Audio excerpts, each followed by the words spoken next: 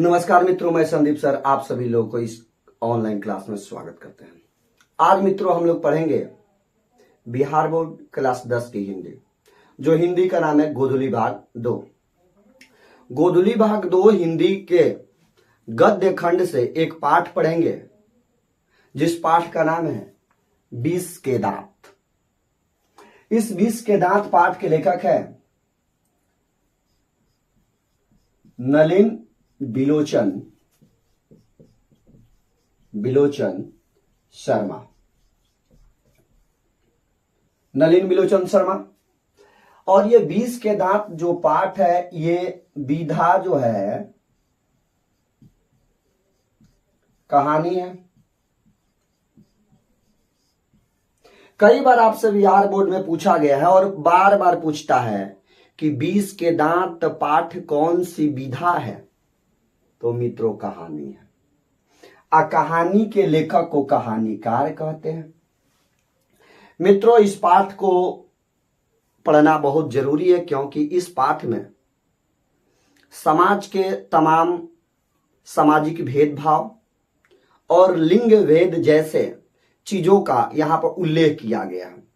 सेन साहब इस कहानी के मुख्य पात्र हैं और वह बड़े ही संपन्न और धनी व्यक्ति हैं। सेन साहब के एक फैक्ट्री है, उस फैक्ट्री में एक व्यक्ति काम करते हैं जिनका नाम गिरधर लाल है।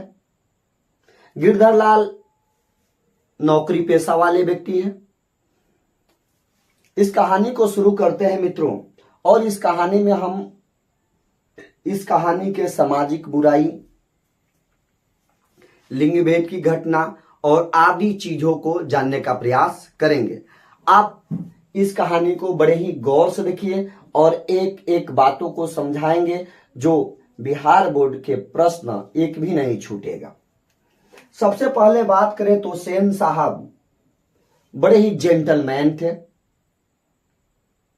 55 के, लेकिन इतना झीक झाक और स्टाइल में रहते थे कि दिखते थे बचपन के। पूरे तैयारी, जूता मोजा आदि के साथ, बड़े टाई बेल्ट के साथ रहते थे। समाज में अपनी शान शौकत बनाए हुए थे। सेन साहब का एक बहुत बड़ा बंगला था। बंगला के आगे एगो कार लगा रहता था। यह जो कार जो था, इसका कलर काला था। यह 7,500 के था। कार 7,500 का था। नई नई मॉडल आई थी। इतनी शानदार मॉडल थी और इतनी बेहतर इसका रंग था कि मानो कि उसमें अपना चेहरा देख ले, अपना जुल्फी झाड़ ले। सेन साहब को अपने कार पर नाज था। बिहार बोर्ड में बार बार पूछा जाता है ऑब्जेक्टिव में कि सेन साहब को नाज किस पर था? अपने कार पे था। कार कितने हजार की है मित्रों? 7,500 की। किस रंग की है? काली रंग की। इस कार पर ड्राइवर एकदम निगाहें गड़ा के बैठा था। सेन साहब का सख्त हिदायत था, आदेश था कि इस कार पे खरोच तक न आए। ड्राइवर सेम उन्हीं की बातों को फॉलो करता था और इस कार की एकदम बेहतरीन तरीका से सफाई और इसको बेहतर बना के रखने का प्रयास करता था। हालांकि सेन साहब अपनी पत्नी को भी यह बता दिए थे कि इस कार के पास खोखा और बच्चों को आने न दे। खोखा कौन है भैया? तो ये सेन साहब का पुत्र है जिसका नाम है कासू। बंगला में लड़का को खोखा कहते हैं, लड़की को खोखी कहते हैं। जिस प्रकार पंजाब में लड़की को कुड़ी कहते हैं, राजस्थान में लड़की को छोरी कहते हैं। आपने आमिर खान की तो दंगल मूवी देखी होगी, उन्होंने कहा था मेरी छोरिया किसी के छोरों से कम है के। ये जो कहानी में कासू जो है सेन साहब का पुत्र है, और ये सेन साहब के बगल में एक खड़ी महिला, बड़ी खूबसूरत महिला है, उनकी पत्नी है। मित्रों, पिछले क्लास में हम जब पढ़ा रहे थे तो कुछ लोगों ने पूछा कि इनकी पत्नी का क्या नाम है। तो मित्रों, यहां पे इनकी पत्नी का नाम नहीं दिया है, इसीलिए यहां पर बताया नहीं गया। सेन साहब की 5 बेटियां थी। कितनी बेटियां थी मित्रों? 5, जो आपके सामने खड़ी है। एक का नाम था सीमा, दूसरे का नाम था रजनी, तीसरे का नाम था आलू, चौथे का नाम था शेफाली, पांचवे का नाम था आरती। ये सेन साहब के परिवार था। एक पुत्र था, 5 पुत्री थी। पुत्र का जन्म सबसे लास्ट में हुआ, जब सेन साहब बुढ़ापे की स्थिति में पहुंच गए थे तब। उनकी 5 बेटियां पहले थी, खोखा से बड़ थी। और सेन साहब के अगर बात करें तो इनका एक फैक्ट्री था। उस फैक्ट्री में एक व्यक्ति काम करता था जिनका नाम गिरधर लाल था। गिरधर लाल का एक एकलौता पुत्र था जिसका नाम मदन था, और उनकी एकलौती पत्नी थी जिसका नाम उल्लेख नहीं किया गया है। आप चिंता मत करिएगा कि इनकी पत्नी का क्या नाम। दूसरे के पत्नी से हम लोग को क्या मतलब है। इसीलिए मित्रों, हम केवल ये जानेंगे कि यह गिरधर लाल की पत्नी है। अब कहानी शुरू करते। एक दिन की बात है, सेन साहब के घर कुछ रिश्तेदार आए और सेन साहब ने उनको ड्राइंग रूम में अर्थात गेस्ट रूम में बैठाया। और गेस्ट रूम में बैठाने के साथ पार्टी उटी शुरू हो गई। पार्टी शुरू के क्रम में उसमें पत्रकार साहब आए थे, उनके साथ उनका पुत्र आया था, सेन साहब थे, और भी सेन साहब के 1-2 मित्र थे। पार्टी बड़े मजा से चल रहा था। तब तक पत्रकार महोदय का लड़का जो था वह कुछ ऐसा बेहतर वहां पे काम के कुछ हरकत किया कि एक बगल वाले मिस्टर ने उनसे पूछ पड़ा कि आप अपने पुत्र को क्या बनाना चाहते हैं। पत्रकार महोदय जवाब जैसे ही देने वाले थे तब तक सेन साहब बीच में टपक पड़े। बोले पता है आप लोगों को? नहीं पता है? अरे खोखा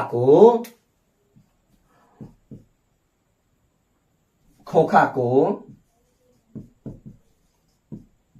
हम इंजीनियर बनाएंगे या बिजनेसमैन बनाएंगे? खोखा को इंजीनियर बनाएंगे या बिजनेसमैन बनाएंगे? पत्रकार महोदय मुस्कुराने लगे। उनको भी लग रहा होगा कि भाई साहब के यहाँ आए हैं और नाश्ता पानी चलिए रहा है, अब बेचारा ये आदत से मजबूर है, बीचे में किसी काम में टपक जाता है तो थोड़ा सा इसकी भी बात सुनिए लेते हैं। अब बाकी लोग भी मुस्कुरा रहे थे, ये अपनी गुण गाए जा रहे थे, अपनी बेटा के विषय में बताए जा रहे थे। क्या बनाएंगे मित्रों? इंजीनियर या बिजनेसमैन। तब तक फिर सेन साहब बोल पड़े कि खोखा 4-5 बरस का हो गया है, लोग कहते हैं इसको कॉन्वेंट विद्यालय में पढ़ाइए। लेकिन कॉन्वेंट विद्यालय की शिक्षा तो आप जानबे करते हैं, बस वह शिक्षा किसी काम का नहीं है, निकम्मी शिक्षा। हम क्या करते हैं खोखा के लिए? घर पे शर्मा को बुलाते हैं और 1 घंटा ठुक ठाए करवाते हैं, जिससे औजार पकड़ने की इसके अंदर कुशलता आ जाए खोखा को, और अभ्यास हो जाए। आने वाले दिनों में ये सब काम आएगा। हम इसीलिए इंजीनियर इसको बनाना और बिजनेसमैन बनाना चाहते हैं। ये सभी लोग गेस्ट रूम में बैठकर मुस्कुरा रहे थे और सेन साहब अपनी बातों को अनाधुन रखे जा रहे थे, अपने तारीफ में, अपने शान में, और अपने बेटा को बेहतर बताने का प्रयास कर रहे थे। ये जो परिस्थितियां थी बड़ा ही अद्भुत परिस्थितियां थी कि अपने यहां बुलाइए किसी को और अपनी प्रशंसा छान लीजिए, किसी की प्रशंसा सुनिए मत। इसके साथ ही मित्रों तब तक बाहर से एक शोर सुनाई देने लगता है। अब अतिथि रूम से शहंशाह बाहर आते हैं, देखते हैं कि एक महिला एक बच्चे को पकड़े हुए है। अब बच्चा बार बार उछल उछल कर एक व्यक्ति के तरफ मारने के लिए बढ़ रहा है। वह लड़का जो है जिसका नाम मदन है। अब मित्रों आपके मन में यह प्रश्न उठ रहा होगा कि आखिर ये लड़का उसको किस व्यक्ति को मारना चाह रहा था, या इसको कौन सी महिला पकड़े हुई थी। तो ये जो मदन है, एक दिन की बात है, अपने पिता गिरधर लाल से मिलने शहंशाह के फैक्ट्री में पहुंच गया।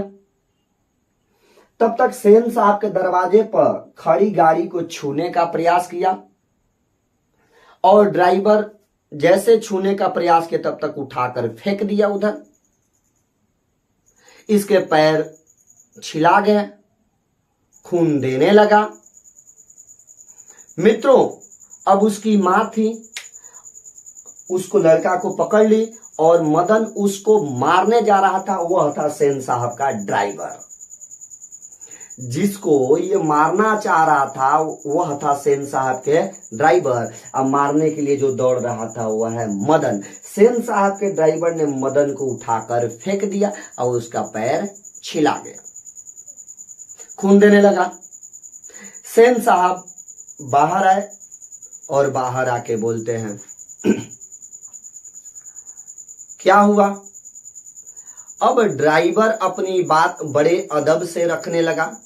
मालिक, हाय लई मालिक, ये जो लड़का है गाड़ी छूने का प्रयास कर रहा था, मैंने इसको हटा दिया और ये हमको मारने दौड़ने लगा।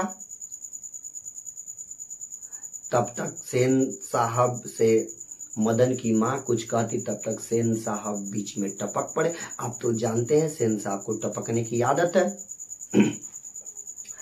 अब जैसे कुछ कहती तब तक शहंशाह बोल पड़े कि मदन की मां,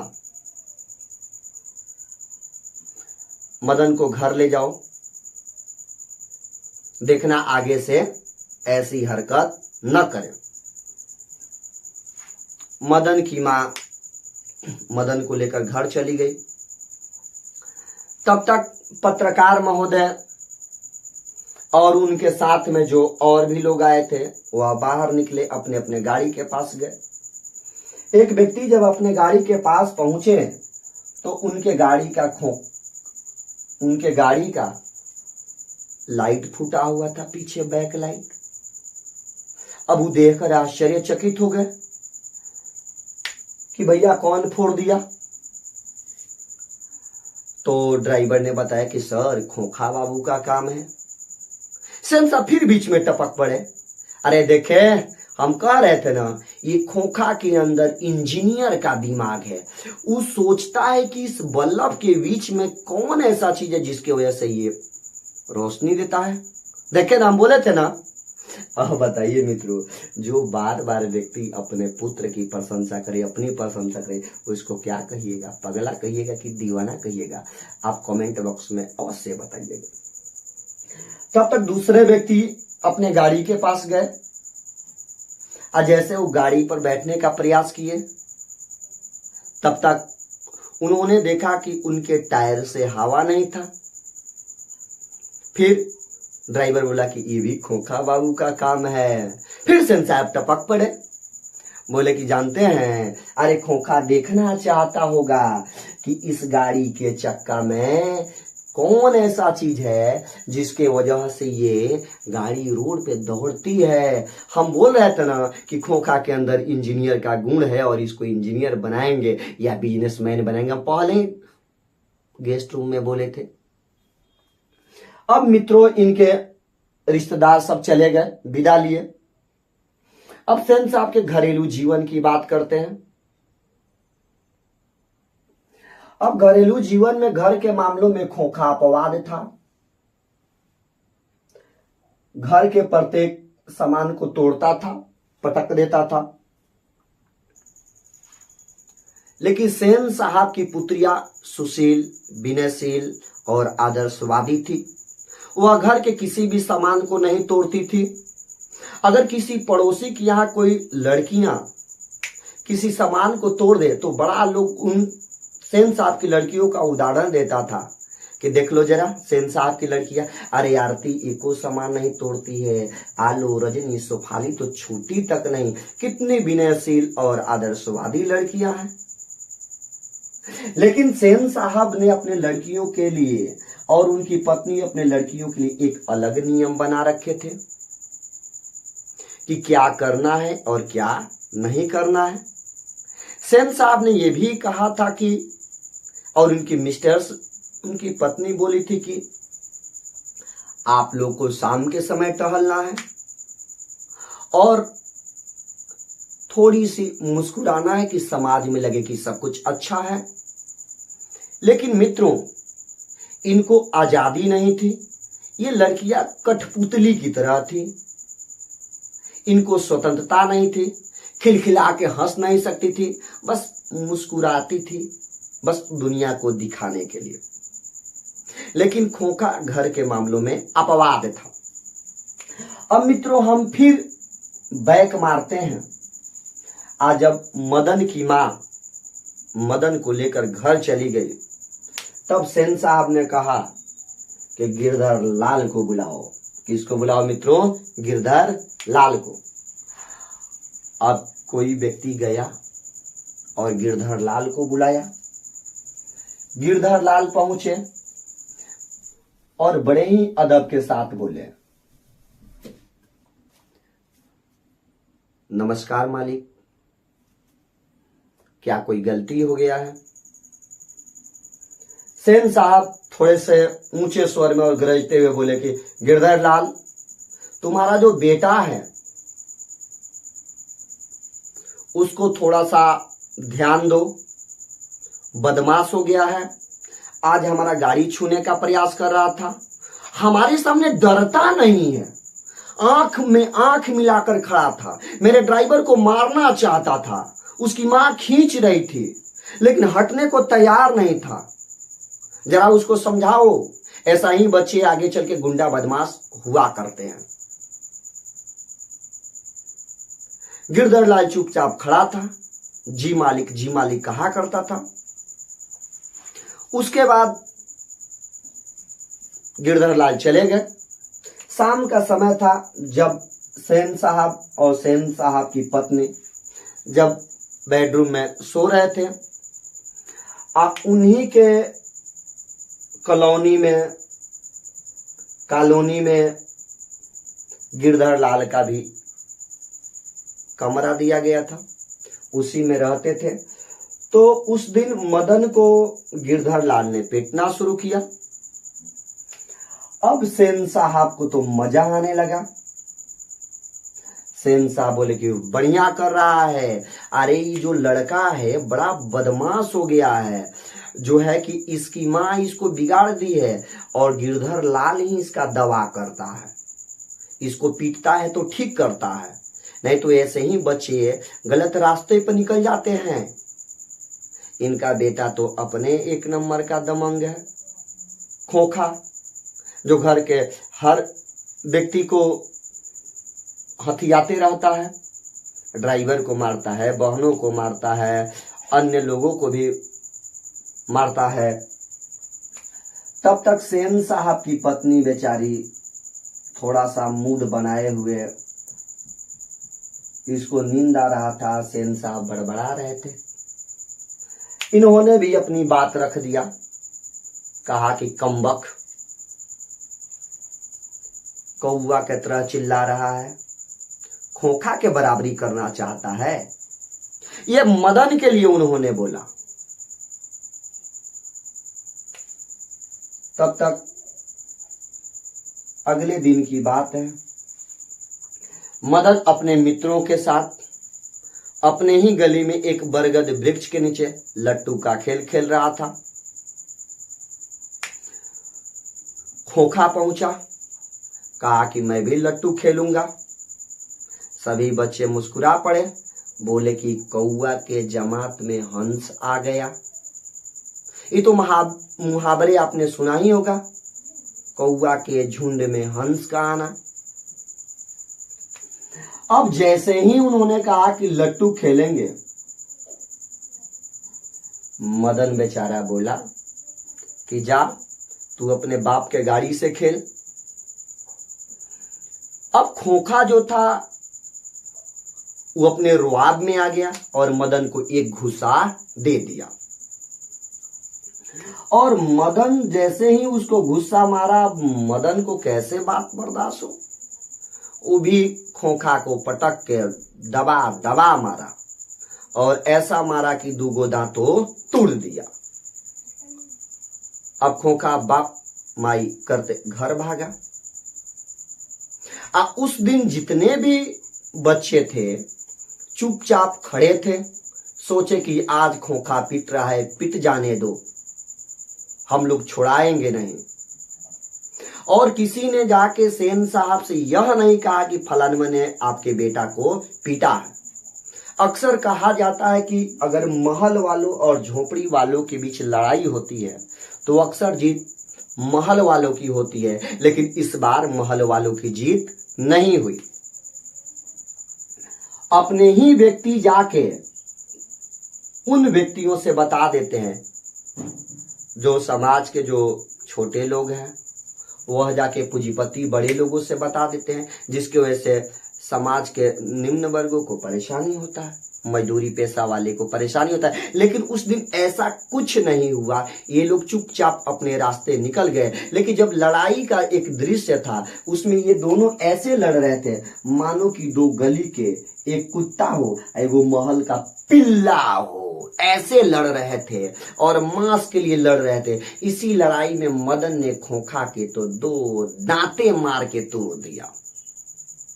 खोखा घर निकल गया। अब मदन तो डर गया कि भैया उस दिन जो है कि थोड़ा सा गाड़ी छूने का इसका प्रयास किए तो मेरे पापा बहुत मारे, आज तो इसका दांते तोड़ दिए हैं, आज तो मार मार के पिताजी हमको भूत बना देंगे। इसीलिए मदन ने क्या किया कि घर रुक कर थोड़ा सा देरी से गया, वही 7-8 बजे रात को गया और धीरे धीरे घर पहुंचा और उसको भूख लगी थी। पहुंचने के बाद वह सीधे रास्ता नापा किचन के तरफ। अरे जहां भोजन पकता है रसोई घर में पहुंचा। उसी के बीच एक बेडरूम था, उसमें उसके मम्मी और पापा बात कर रहे थे। खोखा ये मदन को तो डर हो गया कि कहीं मेरे विषय में तो बात नहीं हो रहा हो। अब मदन ने अपनी कान फेंक कर सुनने का प्रयास किया कि पिता और माता आज क्या बतिया रहे थे, लेकिन आज मदन की बातें नहीं हो रही थी। मदन चुपचाप गया, भोजन किया, करने के बाद आया तो एक रास्ते में एक लोटा पड़ा, लोटा से पैर टकरा गया।